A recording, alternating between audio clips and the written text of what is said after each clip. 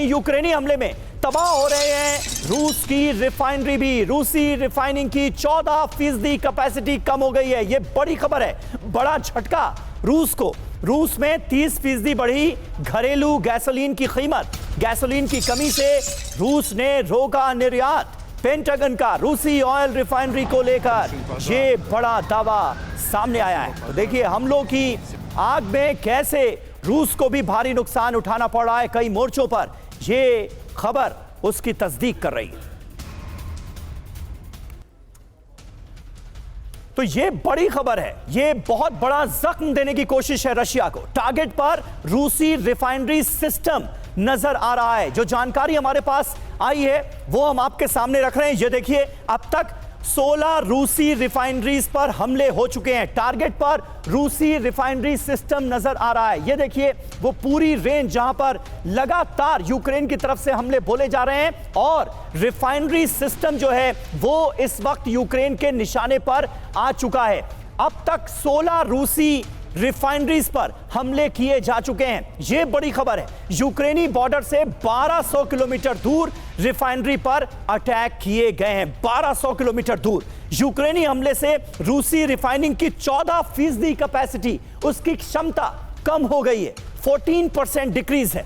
Russian gas pipelines को निशाना बनाया जा रहा है और यह सिलसिला लगातार जारी है। हमलों में रूस में 30% बढ़ी घरेलू गैसोलीन की कीमत। हमलों की वजह से 30% कीमतें बढ़ गई हैं। तो कुल मिलाकर यह बड़ा दंश झेलना पड़ रहा है रूस को इन हमलों की वजह से। और देखिए इस बीच मॉस्को पर न्यूक्लियर रेडिएशन का भी खतरा है। धीमे जहर की चपेट में पूरा मॉस्को शहर। रेडियो एक्टिव स्ट्रोंटियम 90 से खतरा बढ़ता नजर आ रहा है। यूक्रेन से मॉस्को में फैल रहा है रेडियो एक्टिव रेडिएशन। रूसी न्यूज एजेंसी की ये रिपोर्ट और इसमें ये बड़ा दावा सामने आया है जिसमें ये बताया गया है कि आने वाले वक्त में ये खतरा और बढ़ सकता है। मॉस्को पर न्यूक्लियर रेडिएशन का खतरा है।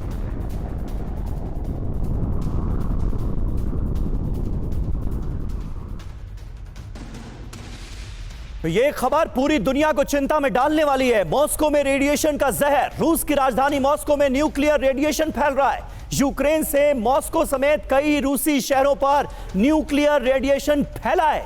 रूस के विडनॉय, स्मोलेंस्क और पर्म शहरों में भी रेडिएशन का खतरा पैदा हो गया है। रेडियो एक्टिव स्ट्रोंटियम 90 की वजह से मॉस्को में धीमा जहर फैल रहा है, यह इस रिपोर्ट में कहा गया है।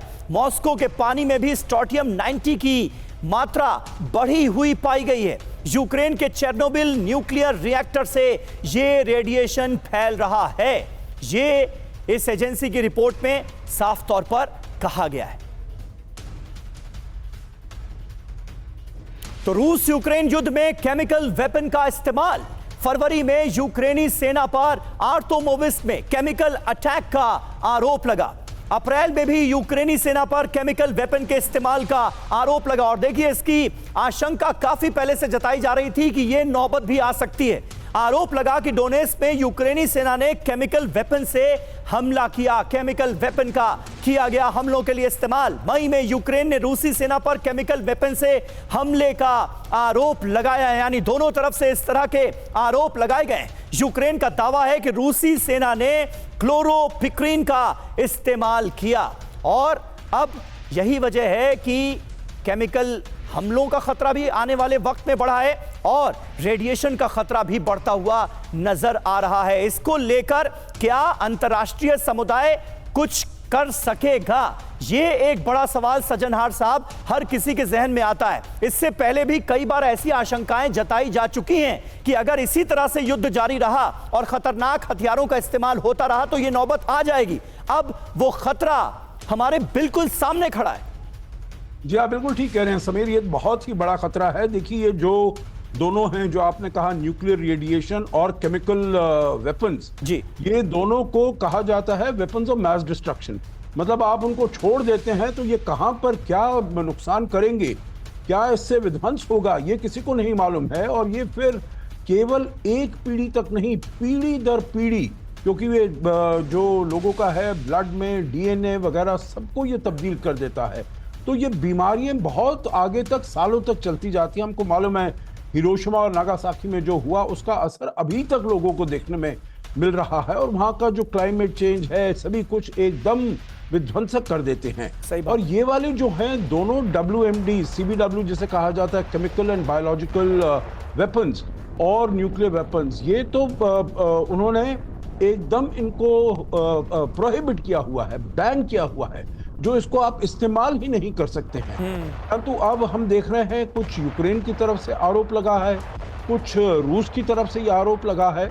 तो मेरे विचार में तो समय आ गया है, जो पूरी जो दुनिया की जो इंटरनेशनल एजेंसीज हैं, अपना इंटरनेशनल एटॉमिक एनर्जी एजेंसी हुआ, या नीदरलैंड्स में ये CBW वेपन्स के विरुद्ध जो हैं, उन सबको मिलकर यहाँ पर दोनों देशों को कहना चाहिए और इनको अंडर एक उसमें इन्वेस्टिगेशन करना चाहिए, जो ये आगे बिल्कुल भी नहीं बढ़ पाए, क्योंकि बिल्कुल पूरी दुनिया के लिए, ह्यूमैनिटी के लिए ये बहुत बड़ा खतरा हो। बिल्कुल सही बात है, पूरी दुनिया के लिए खतरा बढ़ता हुआ नजर आ रहा है, मानवता के लिए खतरा बढ़ता हुआ नजर आ रहा है, और इसे रोकना बहुत जरूरी हो गया है।